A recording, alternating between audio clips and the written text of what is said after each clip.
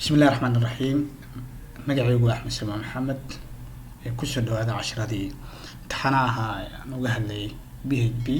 casharkan maanta waxaan uga hadli doonaa hadii Ilaahay yiraahdo loobiska, waliba waxaan uga hadli doonaa for loop. loobiska sida adiga ah loo kala qaadaa definite loop iyo indefinite loop. indefinite loop ka waxa waaye loop aadan garanin meesha uu ka bilaabanayo iyo meesha uu ku dhamaanayo inta badan. marka aadan ka seenina waxaa la isticmaalaa while loop ama do while loop. laakiin haddii aad taqaan loopkaada meesha uu ka bilaabanayo iyo meesha ku dhamaanayo waxaa la isticmaalaa definite loop, for loop. casharkan waxaan uga hadli doonaa definite loop oo ah for loop. marka koow waxaan isticmaalaya PHP soma, waxaan soo gelinaa calaamadii PHP da. PHP da marka asaan usoo gashto waxaa sameynaa si aan iskula aragno marka hore sida for loop uu shaqeynayo. waxaan rabaa example inaan ka bixiyo, kadib waxaan leeyahay marka ugu horeysa waxaan leeyahay calaamada for, kadib waxaan leeyahay variable markii la declare marka hore markii variable declare garaynayso waxaa qasab ah in $sign ka aad ka hormariso variable name kaada.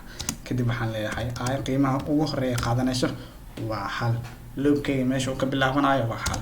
markasta waxaan leeyahay ayada check ku sameey. waxaan rabaa tusaale ahaan oo kale in shaashada kusoo daawaco numberka koowaad ilaa numberka 10aad. marka waxaan leeyahay ay waxay ka yar tahay 11. kadibna waxaan leeyahay I plus. markii for loop aad isticmaalayso ee PHP aad joogtid waxaa qasab ah for loopkaada inuu u qaybsanaado 3 qaybood.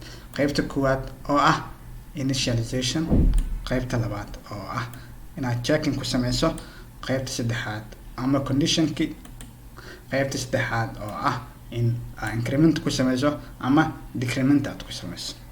labada mid aad doonto ayaad sameyn kartaa.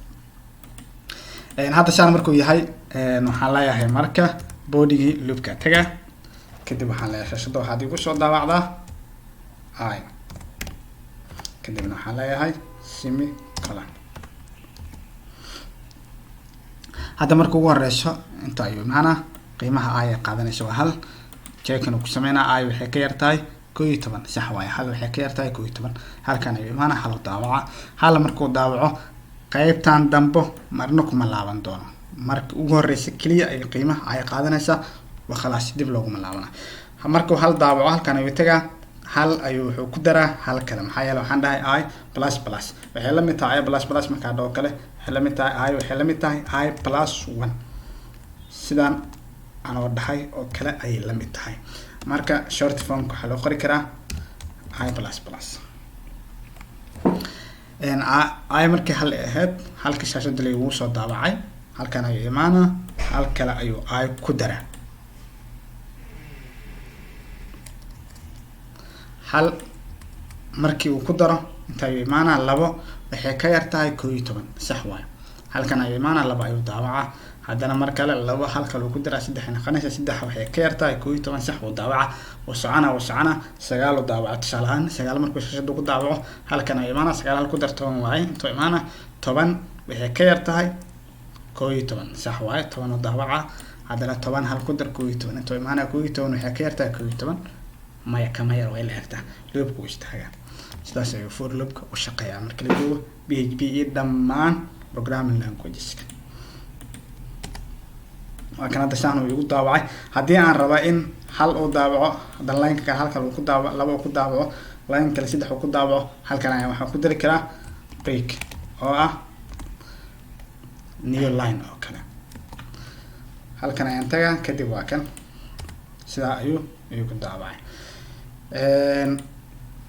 waxaan rabaa marka loopka anoo ka faa'iideysanayo barnaamij kale inaan ku isticmaalo aan idinku tuso. marka hore loopkaanan iyo cancel meesha qaybta kore oo PHP da korkeeda ii tag ayaan geysanaa. kadib waxaan leeyahay select,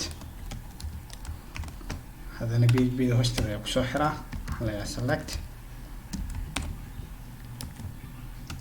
waa soo xiray. kadib waxaan rabaa marka halkan ayaa imaana waxaan leeyahay option, laakiin meeshan waa inaa echo dhaha maadaama PHP da shaashada markaa PHP da markaa joogto shaashada inaad ku daawacdo markaa rabto waxaad isticmaali kartaa laba xabo midkood inaad isticmaasho print ama inaad isticmaasho echo. hadda waxaan isticmaalaa echo kadibna waxaan leeyahay waxay ku daawacdaa tusaale ahaan oo kale 2021 kadibna waxaan leeyahay optionki kadibna waxaan leeyahay semicolon meeshaan oo selection korkeedana waxaa ku qoranaa year si aad u aragtaa. okay halkaan tagaa waxaan leeyahay marka refresh error jira halkaan tag error ka jira select inta waxaan ka tagay double quotation inaan ku soo xiro eekada. okay halkaan ku laabo waa kana hadda meeshaan waxay ku jiro 2021 haya mar kale inta imo eekada ii soo qaad halkaan tag 2020 ka dhig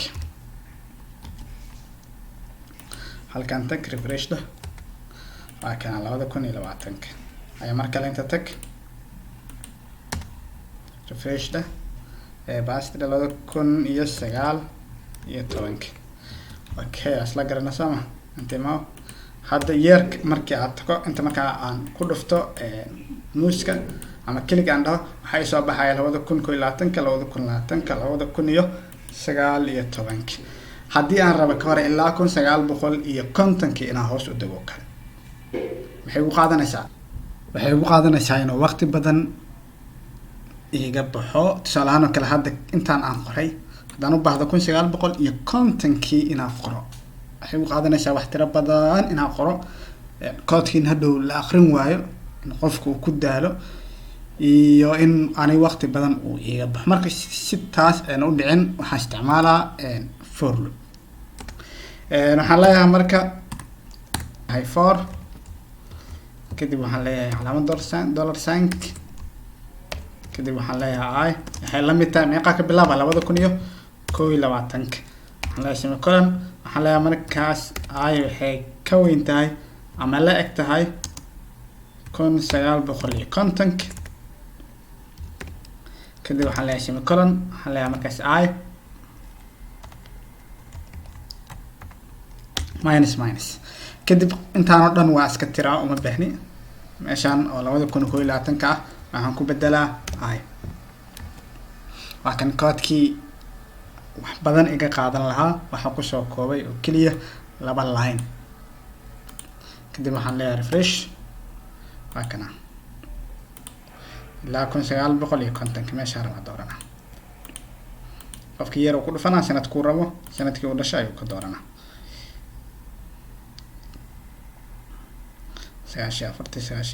94 akaasa. marka for loop faa'iidooyinkan iyo faa'iidooyin fara badan oo la mid ah ayuu leeyahay marka aad isticmaalayso. cashirkan aad ayuu u fududaa waxaan rajeynayaa in aad fahantay oo aad ka faa'iideysatay. cashirkan cashirka xiga intaan ka gaari doono waxaan idin leeyahay fi amaan illah. assalaamu calaykum waraxmatullaahi wabarakaatuh.